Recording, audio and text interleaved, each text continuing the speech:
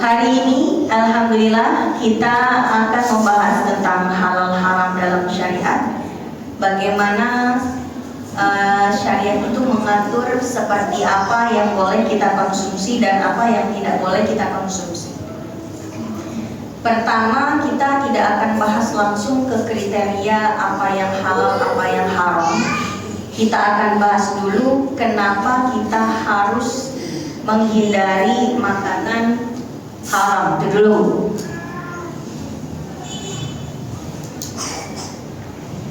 Kenapa kita harus menghindari makanan haram? Bu, kenapa kita nggak boleh makan babi? Padahal katanya enak, proteinnya tinggi. Dokter-dokter juga tidak melarang non-muslim untuk makan babi sebetulnya. Tapi pilihan kita aja muslim yang tidak makan babi kan. Tapi kalau misalnya apakah babi itu mengandung protein? Iya, dia mengandung protein sama seperti ayam dan sebagainya. Pertanyaannya, kenapa kita umat Islam tidak boleh makan babi? Karena dilarang sama Allah. Ada nggak ibu-ibu yang punya pandangan yang lain kenapa babi itu diharamkan?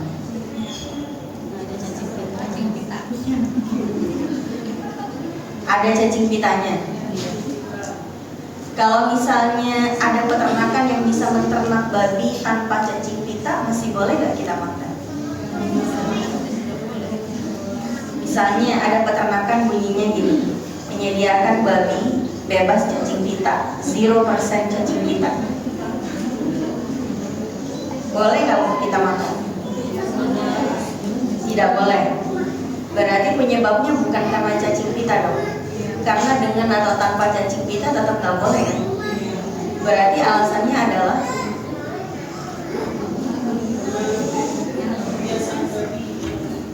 babi punya kebiasaan buruk. Kalau ada babi yang diternak dengan di-training, trainingnya itu adalah good habit for pigs. Kira-kira boleh apa enggak kita makan? Nggak boleh juga kan? Berarti dia mau punya kebiasaan buruk atau enggak? Nggak boleh kan? Nah, apalagi Bu? Katanya bikin bodoh katanya ya. Bikin penyakitan, bikin lemah, bikin lesu, bikin bodoh katanya gitu. Bu, Jackie Chan sama Jet Li itu kuat, pinter kungfu. Dia makan babi kan? Buktinya dia sehat, dia kuat, dia pinter, ya kan? Padahal makan babi. Berarti bukan itu kan alasannya. Berarti alasan tidak bolehnya makan babi adalah dilarang. Dah aja. Maka larangan makan babi itu masuk dalam ibadah mahdhah ghairu ma'qulatil ma'na. Ibadah yang terlarang atau ibadah-ibadah tertentu yang disuruh atau dilarang untuk dilakukan tanpa perlu dinalar oleh logika. Contoh seperti kita melaksanakan sholat. Kenapa sholat zuhur harus 4 dan kenapa maghrib harus 3 dan subuh kenapa harus 2? Kenapa subuh 2, kenapa maghrib 3? Itu nggak bisa Bu dinalar dengan logika. Katanya ya karena maghrib lebih lama dari subuh, nggak juga, sama durasinya, ya kan? Kenapa nggak subuh aja yang 3 rakaat? Kalau perlu subuh 6 rakaat. Jadi kita bangun lagi seger-segernya itu. Daripada maghrib, boleh nggak? Kita nggak usah sholat maghrib, ntar subuhnya aja jadi 5 rakaat bisa. Kan lagi sibuk-sibuknya tuh jam maghrib kan? Nah, tapi ternyata nggak boleh. Alasan kenapanya? Ya nggak ada kenapanya. Itu masuk kaidah ghairu ma'qulatil ma'na. Termasuk juga kenapa kita kalau haji kudu lontar jumroh. Apa yang kita lontar? Kerikil. Apa yang jadi objek lemparannya? Tiang. Yang sekarang tembok. Kenapa kita harus melempar kerikil ke tiang atau ke tembok di Jamarat Mina? Yang kita lempar katanya setan, bener gak Bu? Kira-kira kalau musim haji tanggal 10 sampai 13 Zulhijjah, emangnya para setan itu nggak tahu bakalan dilempar? Tahu kan?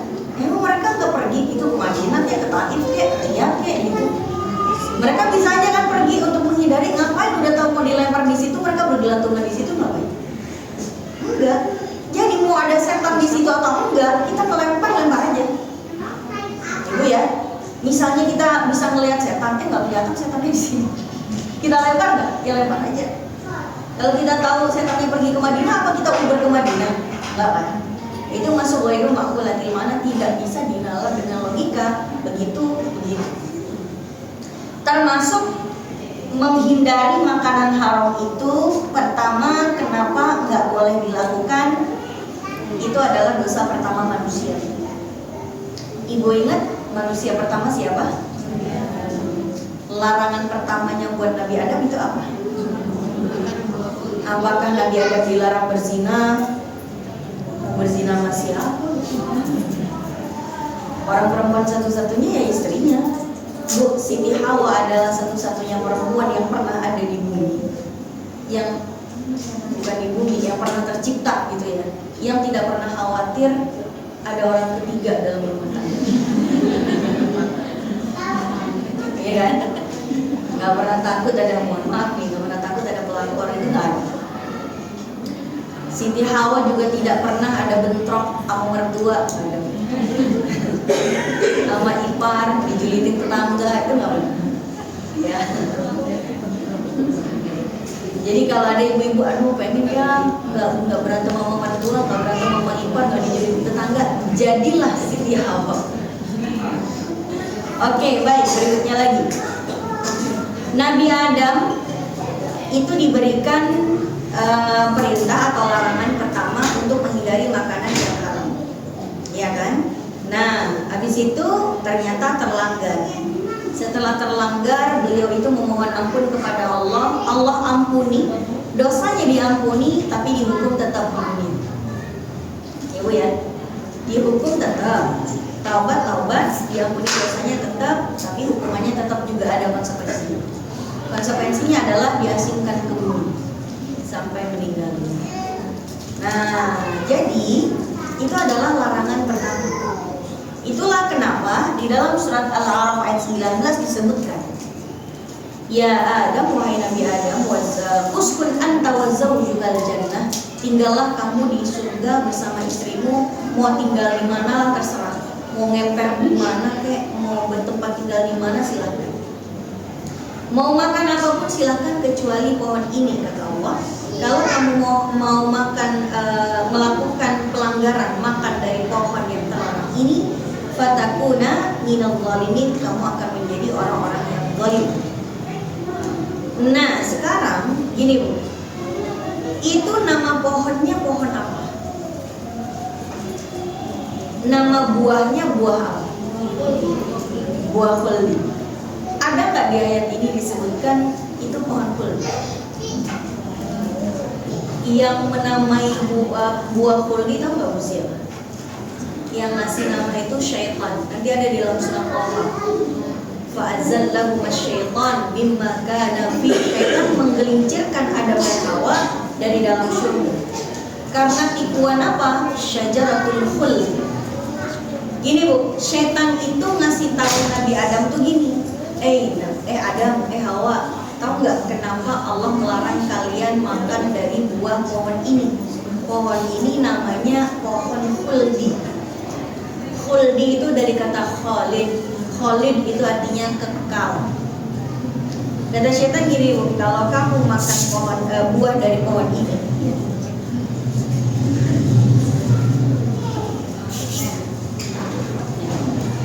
kalau kamu makan dari pohon ini, buah pohon ini, kamu akan selama-lamanya tidak akan mati, kamu akan kekal seperti layaknya para malaikat. Malaikat itu akan kekal. Kalau kamu mau kekal di dalam surga, makan deh, jangan. Nah, itu Bu, informasi yang tidak benar. Tapi syaitan tidak peduli informasi yang dibawanya itu benar atau salah, gak penting. Yang penting targetnya kena. Yang penting Nabi Adam melanggar. Jadi informasi bahwa makan dari buah khuldi itu ternyata mengekalkan, itu nggak benar. Buktinya Nabi Adam Siti Hawa makan buah khuldi, mati juga kan. nggak kekal juga. Tapi informasi itu nggak penting, benar apa enggak buat setan. Jadi informasi itu hoax. Makhluk pertama kali membuat hoax itu adalah syaitan. Jadi kalau ada manusia suka bikin hoax, dia niru siapa? Itu hoax pertama kali yang pernah ada, mengatakan bahwa pohon kuldi itu adalah pohon yang mengekal. Oke. Nah kemudian karena syaitan tahu bahwa Adam dan Hawa pada akhirnya bisa keluar dari surga dari urusan makan makanan, maka anak keturunannya Nabi Adam itu juga akan berpotensi bisa tergelincir ke dalam neraka, tidak jadi masuk surga gara-gara urusan makanan. Makanya di sini disebutkan kulu fil ardi, kulu mimma fil ardi halalan thayyiban.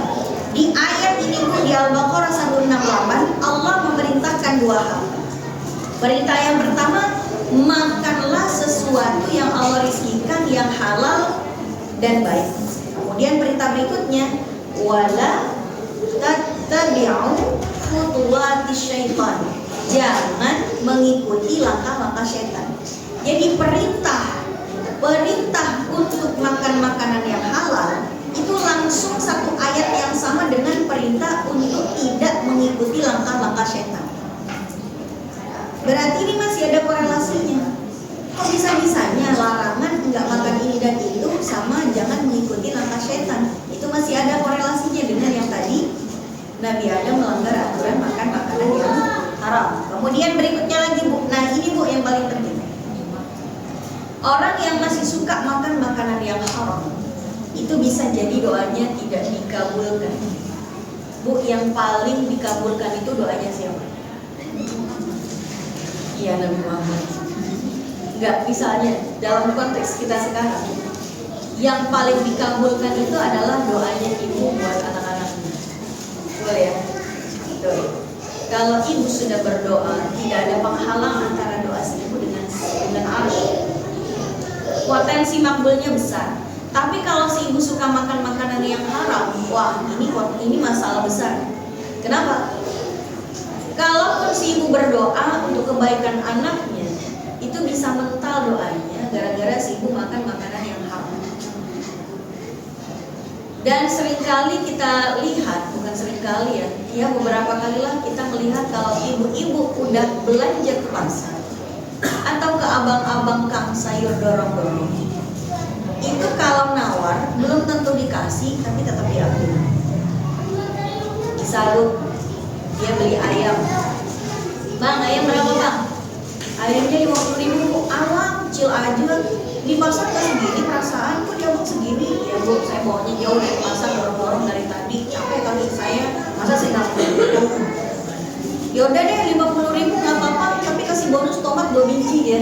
Tuh 50.000 nih, tomatnya saya ambil. Abangnya bilang iya bang. Si ibu tetap ambil, ambil aja. Kenapa si abang itu nggak melarang? Galakan si ibunya bu. Ya, daripada berantem sama ibu-ibu ya udahlah, walaupun hatinya kagak ikhlas. Kira-kira apa hukumnya si ibu tersebut makan tomat? Halal nggak tomatnya? Nggak halal kan? Nggak halal. Kan nggak worth it. Doa si ibu untuk anaknya itu tidak dikabulkan hanya gara-gara 2 biji tomat, bayangin. Nanti di akhirat juga dipertanyakan di yaumul hisab, di hari perhitungan amal. Tiba-tiba dia kesandung kasus dibawa ke pengadilan akhirat gara-gara cuma 2 biji tomat, bayangin. Dan ini bukan cuma 1-2 kali kejadiannya ibu-ibu yang seperti itu. Ya, kadang-kadang di pasar juga begitu bu. Bang, cabai seperempat berapa? Segini bu. Amai dah. Dia ngambil lagi musuh juara saya. Abangnya diam aja. Kenapa? Bukan karena dia redo, tapi dia malas berdebat sama ibu-ibu. Gitu loh. Nah, masa iya kita mau menggadaikan doa kita yang berpotensi makbul hanya dengan beberapa biji butir cabai gitu? Apa sih susahnya untuk kita bayar? Nggak akan miskin kita bayar tomat 2 biji. daripada yang menjadi taruhannya adalah doa buat anak-anak kita yang selalu kita panjatkan tiap habis sholat, ternyata mental dicuekin sama Allah. Kenapa? Karena mulut kita tidak bisa menahan diri untuk makan yang haram. Tapi tomatkan halal, cara ngambilnya yang bermasalah. Gitu kan Bu? Pertanyaan ibu-ibu kalau nemu duit pisang punya suami, kira-kira saya boleh pakai nih baik.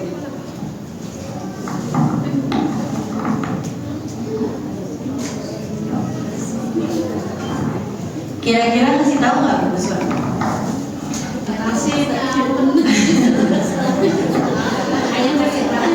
Ada 5 lembar lagi Bu. Soekarno Hatta lagi senyum di situ. Kasih tahu nggak ya? Suami ibu misalnya lupa, saking banyaknya duit kali. Lupa dia ada gopek di kantongnya. Masih lagi mau nyuci ada tuh duit di situ. Kira-kira kasih tahu nggak ya? Bang, ini ada kertas nih di kantongnya. Kertas apa Mang? Tahu, ada nomor-nomornya, ada angka-angkanya. Oh, habis stroke pembelian di Indomaret kali kemarin. Terus mau diapain Pak? Uang aja. Uang saya Pak, buat mama aja ya. Iya dah. Ini perbedaan persepsi tuh. Ini namanya tidak bohong tapi tidak jujur juga. Ini ilmu hitam, jangan dikritik. Bilang aja ya, Pak, ada duit nih. Kalau mau bilang nggak bakal kerasa juga kan, kasih istri aja lah biar jadi pahala. Ya udah, iya dah, gitu kan. Nah, oke, baik. Jadi doa tidak dikabulkan ini masuk dalam cerita hadis Nabi. Dalam satu hadis Nabi menceritakan kepada para sahabat, kata Nabi dulu di zaman dulu banget, di zaman umat sebelumnya beliau, itu kan umat-umat sebelum Nabi Muhammad itu kan banyak, umatnya Nabi Isa, Nabi Musa, dan lain sebagainya. Itu ada seorang hamba yang sangat taat kepada Allah Ta'ala, dan setiap kali dia berdoa selalu dikabulkan sama Allah. Kemudian satu kali dia itu pernah ingin sekali agar Allah mengabulkan hajatnya, tapi ternyata Allah tidak kabulkan. Hamba ini penasaran, dia mau bertahanus, ingin menyendiri untuk berdoa, meninggalkan keramaian dunia. Dia menyendiri bertahanus. Kemudian dia beribadah, kemudian berdoa, dia mengangkat tangannya, ya Rabb, ya Rabb, ya Allah, kenapa belum dikabulkan juga? Lalu Nabi melanjutkan ceritanya, wa mat'amuhu haram. Pada saat dia itu menengadahkan tangannya memohon kepada Allah agar dikabulkan doanya, mat'amuhu haram. Makanannya selama dia bertahanus begitu, dia makan makanan yang haram. Wa mashrabuhu haram, yang dia minum juga haram. Wa malbasuhu haram, pakaian yang dia pakai didapat dengan cara yang haram. Wa ghudhiya bil haram, dan badannya, tulangnya, darahnya, dagingnya ternutrisi dari yang haram. Fa anna yustajabulah. Lalu ditutuplah hadis ini dengan fa anna yustajabulah. Bagaimana mungkin Allah akan kabulkan doanya? Jadi salah satu penyebab tidak dikabulkannya doa adalah ketika walaupun banyak ibadah yang dia lakukan, tapi dibarengi dengan menyantap makanan yang haram. Pakaiannya pun didapat dengan cara yang haram. Bu, contohnya pakaian didapat dengan cara yang haram itu gimana? Nyuri jemuran tetangga bisa. Atau misalnya dia beli bajunya Bu, nawarnya enggak, misalnya harga habisnya berapa nih, 300.000, dia nawar 50.000. Nah, tapi sambil ngancem, kalau nggak dikasih awas ya Bang. Wah, itu dia udah melotot. Orangnya daripada berantem sama ibu-ibu terpaksa dia, iya dah, tapi tambahin dikit lo nggak mau, langsung bawa pergi aja. Oke ya, padahal belum ada deal harga, si ibu udah langsung pergi aja. Nah ini yang tidak diperbolehkan. Baik. Kemudian yang ketiga, menjadi santapan api neraka. Ini memang agak sedikit serem ya Bu ya. Jadi BBM-nya api neraka itu Bu, kalau BBM-nya mobil kan bensin, BBM-nya kompor itu apa Bu? gas yang lagi langka ya. Nah, kalau bahan bakarnya api neraka itu adalah manusia dan kerikil. Waquduhan nasu wal hijarah u'iddatil lil kafirin. Jadi api neraka itu bahan bakarnya adalah manusia dan kerikil. Makin banyak manusia yang dilempar, makin membara apinya. Nah, Nabi mengatakan ayyub 'abdin nabata lahmuhu min suhdin fannaru aula bihi. Bahwa hamba manapun yang tubuhnya itu tumbuh dari segala yang haram, maka api neraka lebih berhak untuk menyantapnya, ya. Kalau ditanya kalau dulu dia pernah makan babi terus masuk Islam terus tobat gimana? Nah, itu orang tobat beda, Bu. Orang yang tobat itu dari satu dosa dianggap tidak pernah melakukan dosa itu, ya. Kemudian yang terakhir tentunya untuk mencegah penyakit, fakuluhu hani'an mari'ah. Kita disuruh menyantap makanan yang tidak mengundang penyakit. Kira-kira makanan yang mengundang penyakit apa ya, Bu? Tergantung. Kalau dia diabetes yang berbahaya, ya minum gula, itu ya. Lagi gulanya setinggi-tingginya nih, Bu. Ya, dia nyantapnya apa? Es kepal Milo. Oh, gagal lagu ya. Oke, baik. Berikutnya sekarang kita akan menentukan ketentuan-ketentuan dalam menentukan ini halal atau haram. Kita akan bahas satu persatu dari 4 ini. Pertama, kaidah dalam menentukan halal dan haram. Yang pertama, yang halal tentu lebih banyak daripada yang haram. Jangan kita berfokus kepada yang haram. Aduh, kenapa sih ini nggak boleh? Kenapa yang enak-enak malah dilarang gitu ya? Kenapa? Karena kita fokusnya pada yang dilarang. Coba kita fokusnya sama yang boleh dilakukan. Harusnya kita mensugesti kepala kita, Bu, yang halal lebih banyak daripada yang haram. Coba, hewan yang dilarang untuk dimakan dengan yang boleh dimakan banyakan mana? Yang boleh kan? Kenapa kita harus fokus pada yang dilarang? Kan gitu. Nah, kemudian yang kedua, halal dan haram itu tidak disembunyikan. Maka dalam satu hadis disebutkan, innal halala bayyinun wa innal harama bayyinun wa ma bainahuma umurun mushtabihatun la ya'rifuna katsirun minan nas. Bahwa yang halal itu jelas, yang haram itu juga jelas. Di antara keduanya ada perkara syubhat yang memang tidak diketahui oleh sebagian manusia. Maksudnya gini, Bu. Nabi Adam ketika lagi di surga tidak ditutup-tutupi mana yang halal, mana yang haram, gak ditutup-tutupi. Allah itu ngasih tahu sama Nabi Adam semuanya di surga, boleh kamu makan, boleh kamu minum. Yang nggak boleh cuma satu itu aja, itu doang. Tapi ternyata masih terlanggar godaan, Bu. Ya, kadang-kadang kita punya yang halal dan kita fokusnya sama yang haram. Ya kan, Bu?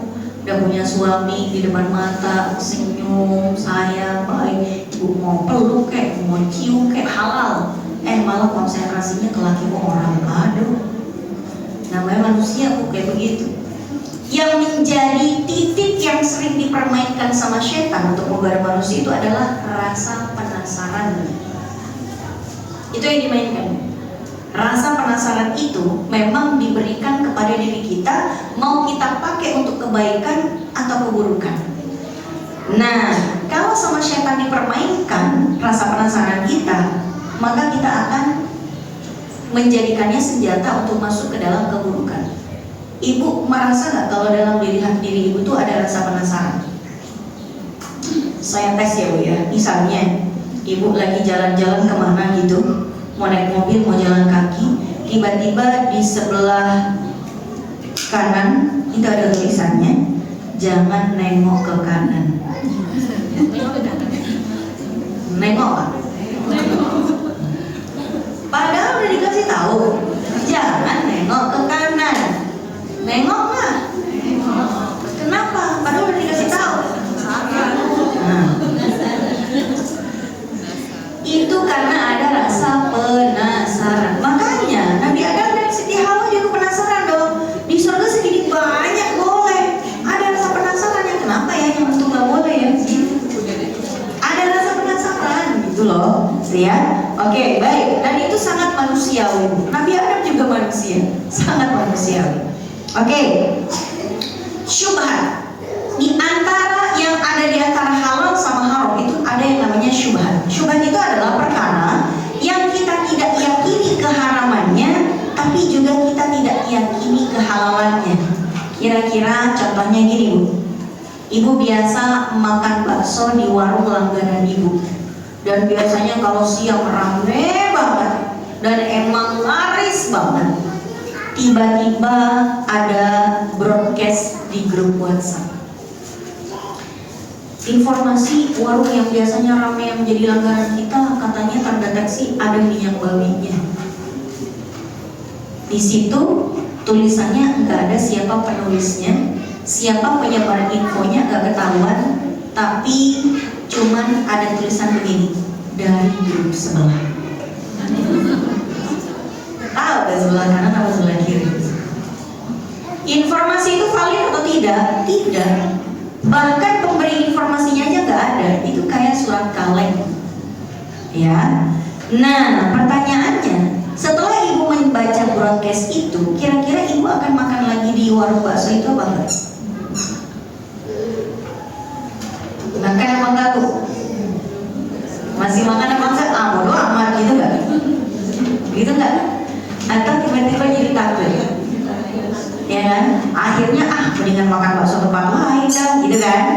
Nah, itu kira-kira hukum makan bakso di warung langganan yang tadi itu haram apa halal? Kalau mau dibilang haram, nggak bisa kita bilang haram hanya berdasarkan surat informasi yang nggak jelas tanpa pada penulisnya. Kecuali ada suratan edaran Bu, sudah diteliti oleh lembaga halal dinas kesehatan apa ada penanggung jawab atas informasi itu valid, baru kita menyatakan oh haram berarti karena sudah terbukti dengan saksi dengan bukti. Lah ini cuma dari grup sebelah Bu, belah kanan sama belah kiri aja nggak jelas kan? Dan bisa kita mengharamkan bakso di warung itu, tapi kita juga ragu-ragu mau makan, itu namanya syubhat. Dan syubhat itu sifatnya subjektif, berbeda dari satu orang ke orang yang lain. Kalau tetap ada yang makan di situ, kita nggak bisa menuding hidungnya, kamu makan yang haram, enggak. Karena bisa saja buat dia itu tidak syubhat. Misalnya orang itu ditanya kenapa kamu tetap makan di situ, padahal kan di grup kita udah diinformasikan. Terus orang itu jawab, saya tadi udah nanya sama pemilik warung, si pemilik warung bersumpah demi Allah Ta'ala itu informasi dari kompetitor untuk menjatuhkan nama baik warungnya. Saya udah ngeliat ke dapurnya, saya lihat semua bahannya, gak ada yang namanya minyak babi. Orang yang punya itu Pak Haji kok gitu ya, nggak mentang-mentang beberapa pramusajinya itu kayak nampaknya orang non-muslim, belum tentu juga tersedia minyak babi. Ya berarti buat dia syubhat apa enggak? Enggak, kenapa? Karena dia sudah mengklarifikasi informasinya. Nah buat kita yang gampang termakan informasi tanpa tabayun, ya buat kita jadi syubhat. Ya buat kita jangan makan. Tuh ya, jangan gampang menyatakan makanan itu haram kalau kita tidak punya bukti yang valid. Oke, baik. Berikutnya lagi Bu, dalam halal dan haram itu ada khilafiyah, ada perbedaan pendapat di kalangan para ulama tentang ini halal atau haram. Disebabkan karena di masa Nabi bisa saja tidak ada informasi tentang makanan tersebut, tapi diragukan kehalalannya karena mirip dengan yang haram. Contoh, ada nggak Bu hadis tentang Nabi makan lele? Nggak ada kan? Nah, lele itu makanannya apa?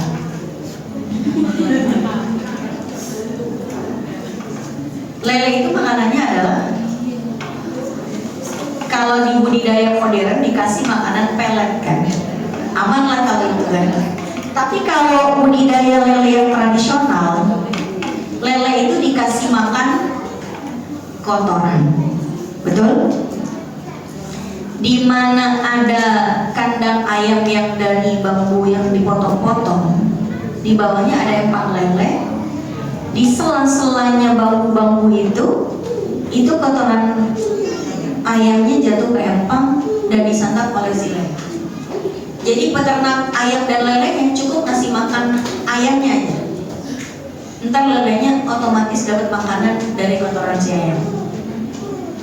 Di beberapa perkampungan itu ada namanya toilet umum dari bambu di atas sungai. Di bawahnya ibu kamu mancing lele di bawah kaktus itu aja banyak. Ya.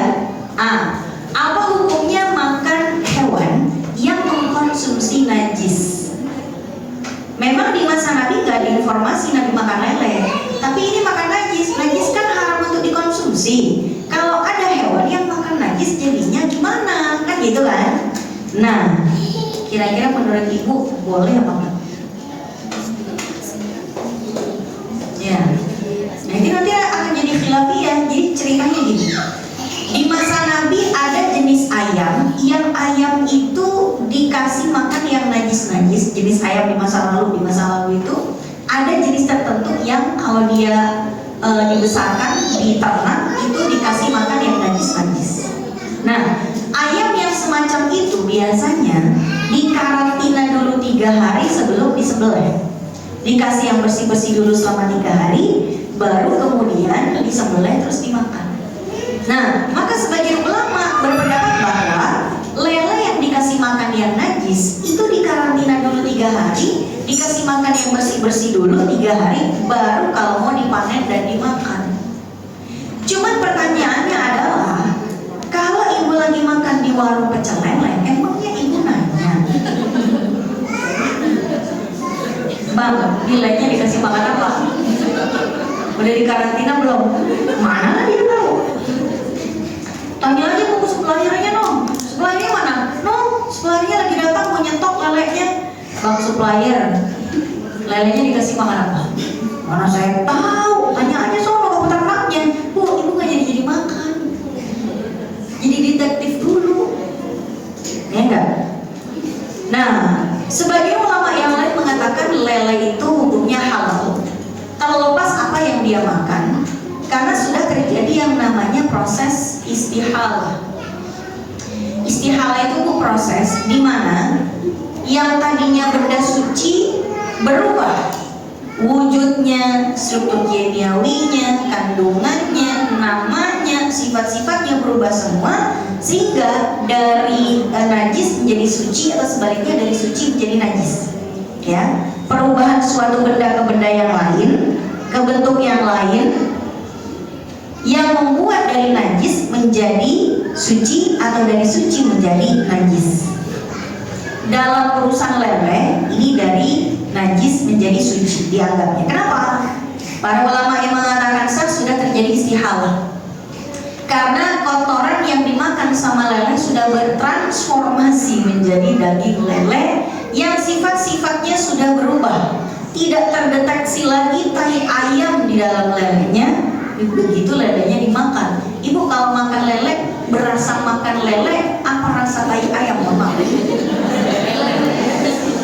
Rasa lele kan? Apa ada aroma tai ayamnya? Enggak kan? Enggak dong. Apalagi sudah dikaburkan aromanya dengan sambal penyetnya. Nah, kan gitu. Jadi sudah berubah dari, mohon maaf, dari yang tadinya najis tai ayam itu berubah menjadi daging lele yang gurih, gitu kan. Nah, maka dibolehkan oleh sebagian ulama. Itu kalau dari najis ke suci. Kalau dari yang suci ke najis, itu bisa juga. Ibu minum air mineral nih, ya kan? Ya, air mineral nih halal, suci atau najis? Suci kan? Begitu diminum, keluar lagi dari hasil metabolisme kita, keluar dia jadi kencing. Masih suci atau udah najis? Itu namanya istihalah, dari air mineral menjadi kencing, yang mengubah hukumnya dari suci menjadi najis. Itu contoh istihalah yang sebaliknya. Nah, selain lele, Bu, ada dari najis menjadi suci. Yang paling najis di dunia ini apa misalnya? Babi tadi, Bu, ya. Babi masih hidup aja udah najis, apalagi kalau mati jadi bangkai. Najisnya kuadrat. Begitu bangkai babi ini mati, misal ada yang iseng membenamkan dan menguburkan di suatu ladang misalnya. Lalu begitu dikuburkan, ada yang iseng nancepin pohon singkong. Lama-kelamaan pohon singkong itu berbuah. Buahnya singkong di atas apa di bawah? Begitu pohon singkongnya dicerabut, itu singkongnya gede-gede. Apa hukum makan singkong yang tumbuh di dalam kuburannya babi? Halal apa haram? Halal. Ibu makan gak ya? Misalnya kita bikin kolak singkong itu ya tadi ya. Itu kolak singkongnya rasa singkong apa rasa babi? Rasa singkong kan? Bukan rasa babi kan? Padahal dia tumbuh di dalam kuburan. Dia ternutrisi dari kompos-komposnya bangkai babi loh. Ya kan? Tapi terjadi istihalah kan? Ada juga Bu, kadang-kadang di sawah-sawah yang jauh banget dari jalanan, itu kan kadang-kadang ada WC-WC yang ada di tengah-tengah sawah ya, di area persawahan. Itu kalau udah kena angin puting beliung kan WC-nya itu hilang. Dinding-dindingnya itu yang dari apa? Iya, dari bambu-bambu itu kan pada terbang, tinggal jambannya kan. Nah, dari lubang jambannya itu muncul tanaman pohon pepaya, berbuahnya rindang. Pohon pepaya tumbuh dari lubang jamban. Itu payahnya halal apa haram? Halal kan? Halal. Kira-kira Bu mati nggak ya? Ada yang jijik, ada enggak? Nah, kalau misalnya dijual di pasar kan nggak tahu kayak gimana ngomongnya kan? Yang pasti secara lahir dia pepaya, selesai, ya kan? Itu namanya istihal. Makanya MUI kalau nggak salah fatwanya tahun 2002 ya, yang mengeluarkan fatwa tentang halalnya sesuatu yang kontroversi seperti lele dan kepiting. Jadi lele dihalalkan oleh MUI. Jadi mau makan lele silakan, tapi syaratnya satu, lupakan masa lalunya. Masa lalunya lele itu kelam, lihat aja empangnya butak banget. Sama juga kepiting khilafiyah kan. Khilafiyahnya kepiting apa? Kenapa kepiting ada yang mengharamkan, ada yang menghalalkan? Urusannya dia diharamkan kenapa? Dua alam, alam dunia malam. Alam air sama alam darat kan. Emang ada dalam hadis atau dalam Quran bahwa hewan dua alam itu haram dimakan? Coba cari ayatnya. Gak ada. Hadisnya ada? Ada. Tapi kenapa ada yang mengharamkan? Mengambil landasan diharamkannya bangkai. Hurrimat alaikumul maitatu, diharamkan bagi kalian bangkai. Bangkai itu ada dua macam. Kalau bangkai darat itu mati, maka dia bangkai yang terlarang dimakan. Kalau yang mati itu bangkai laut atau sungai, pokoknya bangkai air, halal dimakan. Kan gitu kan? Pertanyaannya adalah kepiting ini kalau mati dia bangkai apa? Gitu kan? Ini statusnya bangkai apa nih? Dia kewarganegaraannya darat apa laut kan gitu? Iya kan? Nah, kalau dia berkebangsaan tanah darat, berarti dia bangkai darat haram. Tapi kalau dia bangkai laut halal. Jadi kan kontradiktif gitu loh. Maka banyak yang haramin aja lah. Haramin aja, kenapa? Karena bercampur dua kemungkinan DNA-nya antara DNA darat sama DNA laut. Haramin aja, katanya gitu. Tapi ibu makan apa enggak? Ibu makan apa enggak kepiting? Tuh, kalau misalnya ada yang pesen ibu nih pakai bubur nih, kepiting saus padang, mari nih, makan enggak? Makan ya? Tadi katanya haram dua alam. Ayo. Kepiting sawah, mau kepiting laut, mau kepiting mana kayak Bu? Ayo, gimana? Anjungan. Nih, gini Bu, gini. sebutin yang boleh. Nah, di antara yang mengharamkan pelaku itu alasannya gini Bu. Ibaratnya nih Bu, ada satu hewan yang bersumber dari dua orang tua.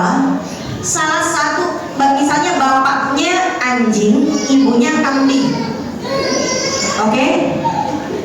Ada anjing sama kambing misalnya selingkuh, mohon maaf. Punya anak, namanya kambing. Itu boleh nggak dimakan? Tidak. Ya kan? Kan DNA-nya antara yang haram sama yang halal nyampur jadi satu kan? Haramin aja kan gitu. Nah, sama seperti tadi kepiting yang banyak mengharamkan. Tapi emang nggak ada apa yang menghalalkan? Ada aja. Kenapa dihalalkan? Karena begitu diteliti, kepiting ini Bu, dia bernafas kan dengan insang. Insang itu adalah pernafasan makhluk air. Yang kepiting itu walaupun dia bisa hidup di darat dalam jangka waktu yang lama, tapi kalau persediaan air di tangki cangkangnya itu udah menipis, dia pulang kampung refill. Dia nggak bisa hidup tanpa air. Jadi kalaupun dia itu ngelancong Bu ke darat, tapi KTP-nya KTP laut. Jadi dimanapun dia meninggal, tetap aja dia meninggal sebagai warga negara laut gitu. Jadi kayak misalnya imigran Indonesia meninggalnya di Taiwan, dia bukan orang Taiwan, dia orang Indonesia walaupun numpang meninggal di Solo. Maka dianggapnya secara fisiologis si kepiting ini karena dia makhluk air, ya dimanapun dia meninggal dia makhluk air aja. Berarti dia bangkai air, berarti halal. Dan untungnya ya Bu ya, bangkai air itu alhamdulillah dihalalkan ya. Itu sebuah nikmat yang luar biasa. Ketika Nabi mengatakan uhillat lana maitatani, kita itu halal buat kita itu dua macam bangkai, bangkainya hewan air dan bangkainya sejenis belalang. Lagian kalau hewan air itu harus kita sembelih dulu kan ribet ya Bu ya. Kepiting gimana nyembelih? Dia kan gak punya darah. Udang ibu mau sembelih gimana? Cumi gimana nyembelihnya? Gak usah udang cumi kepiting deh. Gurame, emang ada yang bismillahirrahmanirrahim. Jadi kalau ada orang jualan ikan di pasar bilangnya ikan segar padahal udah mati, dia bohong. Bangkai segar habisnya. Kan udah mati. Kalau udah mati namanya bangkai. Ya bangkainya masih segar sih, gitu kan? Lele Bu, emang lele tadi dimasak disembelih dulu, bismillahirrahmanirrahim gitu. Gimana cara buatnya? Walaupun udah disayat lehernya, dia masih menggelepar-gelepar kan? Gimana caranya biar dia nggak menggelepar? Ambil belekan, geprek kepalanya, geger otak dulu dia, baru dibumbuin dan dimasak kan gitu kan? Nah, itu lele tidak pernah disembelih bismillahi Allahu Akbar, digetok Bu kepalanya. Halal kan? Halal sih, kan gitu kan? Jadi kita bersyukur bahwa syariat Islam itu menghalalkan bangkai air. Kalau harus menyembelih dulu, betapa menyulitkannya kalau kita harus menyembelih teri Medan. Teri Medan disembelih gimana? Sampai imsak baru kelar nyembelih doang. Oke, baik. Nah ini khilafiyah ya Bu ya. Ada khilafiyah tentang lele kah, tentang kepiting kah, memang ada khilafiyahnya, tergantung studinya dari sudut pandang apa, dan pasti akan menghasilkan fatwa yang berbeda. Versi MUI-nya ada, tapi kan tidak semua orang ambil pendapat MUI juga. MUI itu menghalalkan memang kepiting sama lele. Jadi kalau misalnya ada rumah makan yang menyediakan lele dan kepiting, itu tetap bisa diproses sertifikat halalnya. Oke. Sekarang kita langsung masuk ke kriteria makanan halal. Kenapa kita tidak bahas kriteria makanan halal? Karena makanan halal gak ada kriterianya. Terlalu banyak kalau dibahas Bu. Masa kita mau bahas telepon ongol-ongol gado-gado karedong? Gak usah. Nah jadi ya, Al-aslu al-ibahah. Hukum asal makanan itu halal dulu, kecuali terbukti ada unsur larangannya baru haram. Jadi kalau mau nyari dalil makanan, jangan ada nggak dalil halalnya, nggak ada, nggak usah cari ada nggak dalil haramnya. Kalau ada haram berarti, kalau nggak ada dalil haramnya ya otomatis balik ke hukum semula, halal. Misalnya halal nggak ya kita bikin bentuk dari singkong, ada nggak dalil halalnya Nabi makan singkong? Nggak ketemu Bu. Tapi singkong ada nggak dalil yang mengharamkan? Nggak ada, ya udah selesai, halal, gitu kan? Jadi defaultnya halal dulu, kalau ketemu dalil haramnya baru jadi haram. Nah, sekarang kita akan membahas unsur keharaman dalam makanan. Setidaknya secara umum makanan yang haram itu tidak terdeteksi dari tiga unsur ini. Unsur yang pertama najis. Jadi kalau dia itu berupa najis atau mengandung najis berarti nggak boleh dimakan. Tapi soal lele, itu udah terjadi istihalah. Bu, ada nggak orang makan najis? Ibu tahu marus? Marus itu darah. Kalau kata orang Jawa dede. Tahu?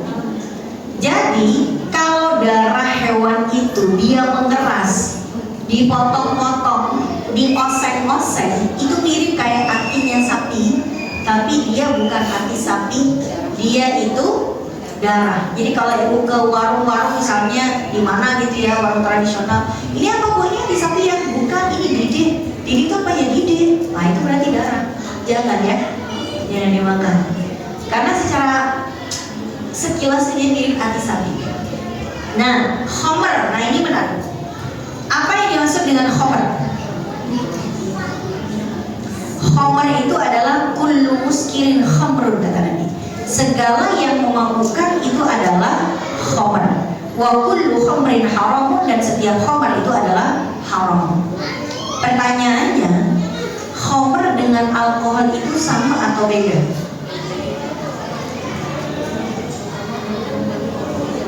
Khomer sama alkohol sama apa beda? Tergantung. Ya 15 menit lagi Bu. Oke. Kalau ada gini Bu, khomer itu selain tidak boleh dimakan dan diminum, dia juga masuk dalam kategori najis. Tapi di sini dibedakan agar lebih penjelasannya lebih detail. Padahal khomer sebetulnya bagian dari najis itu sendiri. Jadi khomer itu najis dalam mazhab Syafi'i. Khomer itu najis. Jadi kalau ibu cuci tangan pakai whisky, kaya raya tuh yang cuci tangan pakai whisky. Mahal whisky. Misalnya ada orang masak steak itu kadang-kadang disirami wine. Konon kalau disirami wine aromanya lebih menggoda dan lebih juicy. Nah itu nggak boleh dimakan. Kenapa? Karena dia disirami najis. Sama kayak dia disirami kencing gitu, najis. Ya. Nah pertanyaannya, alkohol dengan khomer itu sama atau beda? Kalau alkohol itu disamakan hukumnya dengan khomer, berarti alkohol itu najis. Berarti apa yang mengandung alkohol dianggap najis. Ada nggak Bu? Ibu pernah dengar nggak ada pertanyaan gini? Katanya kalau kita nyemprotin parfum ke baju, bajunya nggak boleh dipakai sholat. Ada pertanyaan dengar gitu nggak? Ada. Itu kenapa tuh? Ada yang meyakini seperti itu? Karena dianggap alkohol dalam parfum dianggap najis. Kenapa dianggap najis? Karena disamakan hukumnya sama khomer, maka dianggap najis. Padahal enggak. Alkohol dengan khomer itu bisa jadi sesuatu yang serupa, tapi bisa jadi sesuatu yang berbeda. Kenapa? Karena tidak semua khomer itu mengandung alkohol, dan tidak semua alkohol dianggap sebagai khomer. Ya, contoh, khomer memang kebanyakan beralkohol, tapi ada khomer yang 0% alkohol tapi bikin orang fly. Apa Bu contohnya? Beberapa jenis narkotika seperti ekstasi dan opium itu 0% alkohol.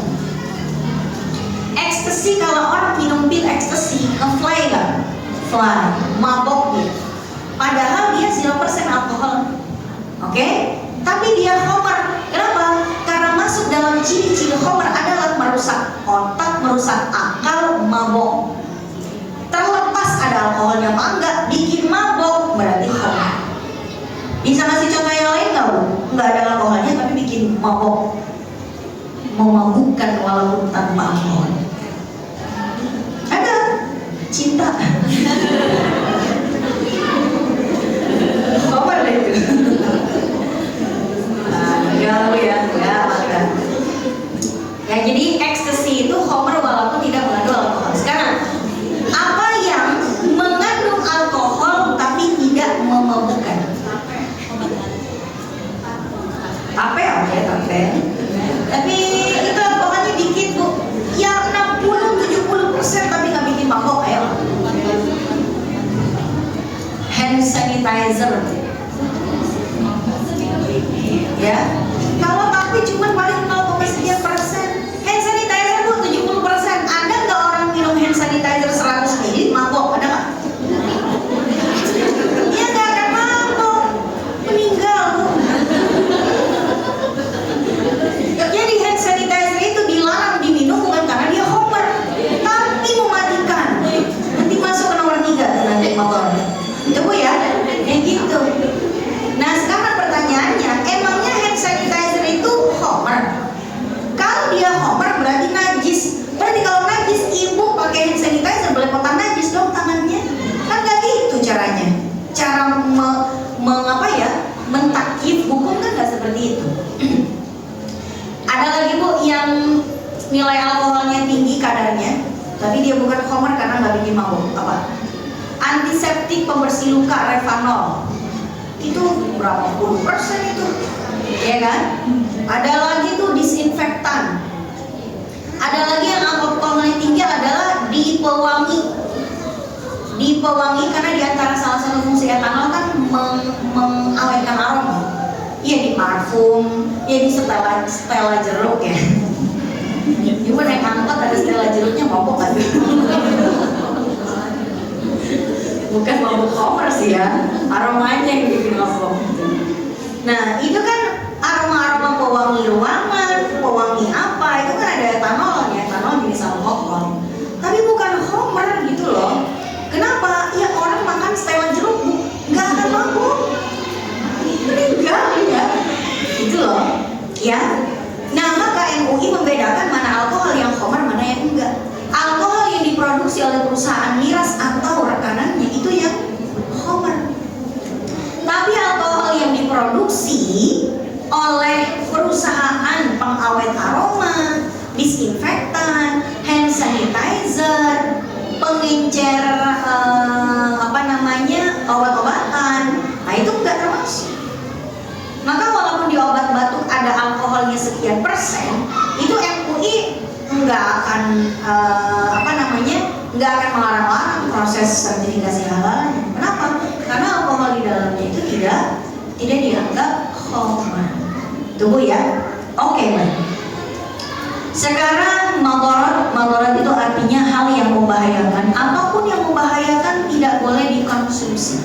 Apalagi kalau bahayanya itu instan, seperti racun tikus, baygon. Nggak boleh sehaus-hausnya ibu. Jangan minum baygonnya. Jangan minum air keran dari baygon. Oke, baik. Sekarang gini, Bu, standar madaratnya itu nanti kan kadang tiap orang beda-beda. Madarat yang seperti apa yang haram dimakan? Madarat yang efeknya instan. Adapun madaratnya yang tidak instan, nanti para ulama berbeda pendapat. Ada yang memakruhkan, ada yang langsung mengharamkan.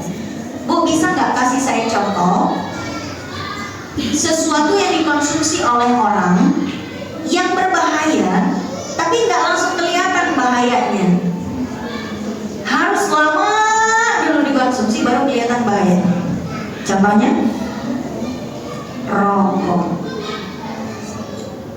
Rokok itu orang ahli hisab ya, Wil. Orang ngerokok sekali langsung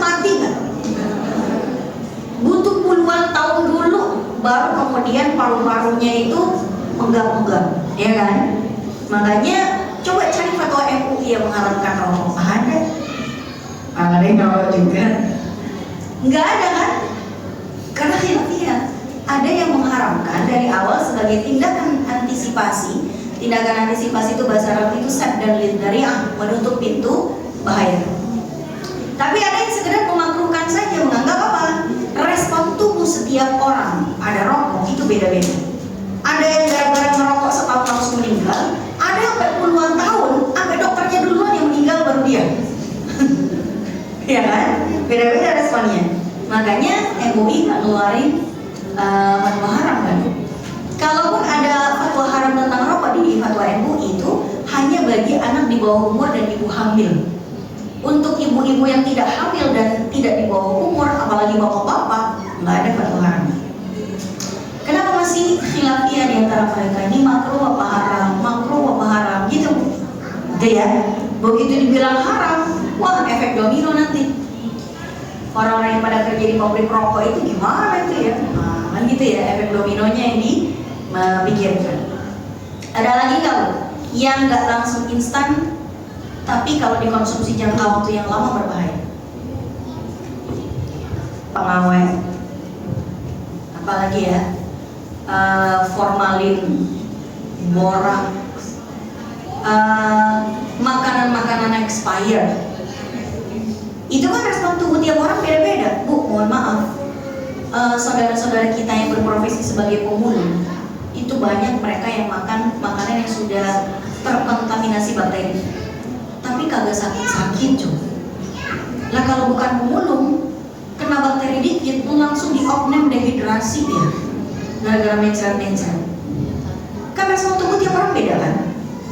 Nah sekarang zaman sekalian saya mau nanya, kalau di rumah ibu ada roti tawar yang lupa dimakan, terus di pinggirnya udah ada jamurnya, dibuang apa enggak? Dibuang apa digunting bagian jamurnya aja? Ayo, jangan-jangan mubazir nih kalau dibuang katanya. Jadi bagian yang ada jamurnya itu digunting, terus dikasih selai. Dia ambil dalil innal mubadzirina kanu ikhwana syayatin. Harusnya dari mubadzir itu keluar sebelum expired, Bu. Lah ini kenapa expired baru keluar dalilnya? Buang aja, Bu. Ya, buang kenapa?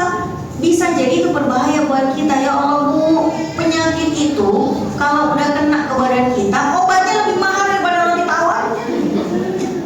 Ngapain kita bela-belain makan yang expired kalau kita bisa makan yang sehat-sehat aja kan gitu kan. Oke, sekarang dalil khusus tentang hewan.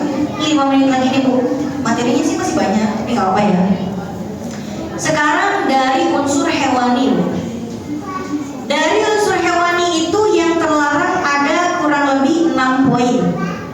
Pertama, hewan yang tidak boleh dimakan adalah hewan yang secara eksplisit diharamkan baik dalam Al-Quran maupun Sunnah Nabawi. Seperti pelarangan makan babi, itu nggak ada alasannya, tapi eksplisit diharamkan. Kemudian yang kedua, larangan makan keledai peliharaan. Dalam hadis Nabi itu dijelaskan, keledai ada dua, ada keledai yang memang dipiara untuk disembelih, ada yang dipakai untuk jadi alat transportasi. Yang buat alat transportasi itu nggak boleh dimakan. Itu nggak relevan di Indonesia, nggak ada keledai. Yang pasti babi itu masuk di dalamnya, nggak boleh dimakan. Yang kedua, bangkai. Bangkai yang tidak boleh dimakan adalah bangkai hewan darat, bukan hewan air. Kemudian yang ketiga, hewan yang bercakar dan bertaring alias hewan buas. Hewan buas itu tidak boleh dimakan. Ciri-ciri hewan buas itu dia bercakar dan bertaring. Pertanyaannya, Bu, ayam itu kan kakinya bercakar. Itu boleh dimakan apa enggak? Ayam itu ada cakarnya kan di kakinya kan? Itu halal nggak dimakan? Ini katanya bercakar nggak boleh. Kita makan ayam nggak ya? Makan, Bu. Kenapa? Karena walaupun kakinya ayam itu ada cakarnya, tapi cakarnya tidak dipakai untuk memangsa hewan yang lain, sehingga dia tidak termasuk kategori hewan buas. Makanya ayam itu kita nggak nggak setuju kalau dia dibilang bercakar, dia berceker. Ya kan? Makanya dibilangin ceker ayam, bukan cakar ayam. Ceker. Cekernya aja kita makan, ya kan? Tuh. Oke, kemudian bercakar dan bertaring seperti apa? Ya harimau, ya singa, atau hewan-hewan buas yang lainnya, elang misalnya, beruang misalnya. Oke. Berikutnya lagi hewan yang dilarang untuk dibunuh. Hewan yang dilarang untuk dibunuh itu antara lain adalah kucing. Kucing itu dilarang untuk dibunuh, sehingga mengkonsumsinya juga terlarang, karena dengan mengkonsumsinya otomatis kita membunuh. Kemudian yang terlarang lagi untuk dibunuh adalah kodok alias katak. Katak itu terlarang dimakan bukan karena hewan dua alam lagi Bu ya, tapi memang ada larangannya. Jadi ketika itu ada seorang tabib, dia nanya sama Nabi, ya Rasul, saya udah masuk Islam. Dulu sebelum saya masuk Islam, saya suka bikin ramuan obat dari katak kodok. Saya masih boleh nggak? Kata Nabi, mulai sekarang nggak boleh kamu membunuh kodok. Lagian mengganggu ekosistem juga sih, ya. Kodok itu nggak boleh dibunuh. Jadi kalau kodok masuk ke rumah ibu, usir aja dia, nggak usah dibunuh. Termasuk yang dilarang dibunuh juga adalah semut. Semut kecil itu nggak boleh dibunuh. Tapi kalau mengganggu baru boleh dibunuh. Mengganggu Bu, mengganggu ya. Misalnya dia ada di dalam toples gula kita, ganggu banget dia, ya. Harus dicekok, harus dipites akhirnya. Kalau nggak mengganggu, dia lagi berderet Bu di tembok, gitu ya. Itu nggak usah pites-pitesin, dia kagak gangguin, ya nggak usah. Maka nggak boleh kita bikin rempeyek semut, nggak boleh, nggak boleh. Senang enak juga nih buat rempeyek katanya, nggak boleh. Tapi kalau mengganggu boleh, ya. Nah, itu diantara yang tidak boleh untuk dibunuh. Ada yang malah diperintahkan untuk dibunuh tapi bukan untuk dimakan. Begitu kita mendapatinya, kita sunnah untuk membunuhnya tapi nggak boleh dimakan. Apa diantaranya? Cicak dan sebangsanya, termasuk tokek. Tapi tokek itu ada yang kolektornya Bu. Kolektor tokek, tokek ada harganya 500 juta Bu. Kolektor, ngeri ya. Mending 500 juta buat DP rumah kali Bu ya. Beli tokek, mana punya mulu lagi tiap malam tokek. Nah, jadi cicak, tokek termasuk yang disunahkan untuk dibunuh. Ibu mau cari pahala iseng-iseng, cari cicak, bunuh, dapat pahala. Kemudian yang disunahkan lagi untuk dibunuh adalah ular, kalajengking, dan anjing liar. Bu, anjing tetangga yang dipiara yang dibunuh ya. Kalau dia orang non muslim kan sering miara anjing, ya kan? Buat jagain rumahnya dia, biar depannya ada tulisan awas anjing galak gitu ya. Itu jangan dibunuh, itu piaraan orang. Yang dibunuh itu adalah anjing liar yang mengganggu, merusak tanaman dan tidak ada yang memeliharanya. Ya. Kemudian apalagi cicak, tikus, cicak, ular, kalajengking, dan kalbunakur. Anjing yang liar yang merusak. Oke. Kemudian yang terakhir Bu, sebelum kita buka tanya jawab, khaba'is. Khaba'is itu artinya sesuatu yang menjijikkan. Standar menjijikkannya itu sebagian ulama mengatakan standarnya orang Arab, karena standar khaba'is di masa Nabi itu ya standarnya orang Arab. Namun bisa saja standar itu berubah ketika kita tinggal di negeri yang selain Arab. Contohnya dari binatang yang menjijikkan apa ya Bu? Saya tidak mendapatinya di orang Indonesia. Kalau kita nyembelih hewan itu ada yang menjijikkan nggak sih buat kita? Apa ya Bu? Kalau orang Arab di masa lalu, yang menjijikkan buat mereka itu jeroannya binatang. Jadi jeroannya onta di masa Nabi digunakan untuk mengekspresikan kebencian pada orang lain. Abu Jahal and the gang itu kalau nggak suka sama Nabi, dia naruh jeroan onta di atas tampah atau nampan tertentu, ditaruh di depan pintu rumahnya Nabi. Sampai-sampai orang-orang Quraisy di masa itu sendiri nggak tega. Ya ampun, Abu Jahal itu benci sama Muhammad, tapi yang segitunya juga. Kenapa? Kalau ada orang yang naruh jeroan binatang seperti onta, kambing dan lain sebagainya, itu sudah mengekspresikan kebencian yang memuncak. Dan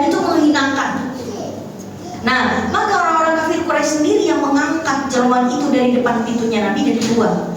Karena orang-orang kafir Quraisy ada yang memang banyak yang benci sama Nabi, tapi tidak membenci pribadinya gitu loh. Yang dibenci cuma ajarannya. Yang take it personally itu kan cuma Abu Jahal and the gang. Yang orang kafir Quraisy yang lain ya nggak pernah punya masalah dengan pribadinya Nabi. Yang punya masalah ya dengan ajarannya aja. Sehingga sampai nggak tega beberapa orang kafir Quraisy yang lain itu membuang. Pertanyaannya, kalau itu terjadi pada ibu-ibu pulang dari Abatar ini, pulang dari sekolah Abatar ini, ibu pulang, depan rumah ibu ada jeroan, sapi, kambing, ayam. Kira-kira apa ibu akan berpikir, ini siapa nih yang benci sama saya nih, yang ngajak duel siapa nih gitu? Dimasak kok jadi soto Betawi, jadi coto Makassar, iya kan? Iya, enak. Itu beda-beda. Maka saya nggak tahu contohnya khobais di Indonesia itu nggak ketahuan. Kenapa? Karena seluruh tubuhnya hewan yang disembelih semuanya, hampir semuanya itu dimakan. Dagingnya dimakan, kulitnya dimakan, lidahnya jadi sate Padang, hidungnya jadi rujak cingur. Jangan tanya soal iganya sama buntutnya. Buntutnya bu, oh jadi sok buntut. Buntutnya yang berupa rambut itu juga nggak dibuang, jadi guntingan gantungan kunci, ya kan? Tetap gantungan kunci itu yang nggak dibuang. Nah, jeroannya, wah nggak akan dibuang. Terus apa dong? Nggak ada yang dibuang, nggak ada. Makanya saya bingung khobais di Indonesia itu apa ya? Jadi hewan? Nggak tahu deh bu. Nggak tahu saya. Pokoknya kalau menjijikan itu masuk kategori khobais. Dan menjijikan atau tidak itu sangat-sangat subjektif bagi setiap orang. Itu ya. Oke baik jemaah sekalian.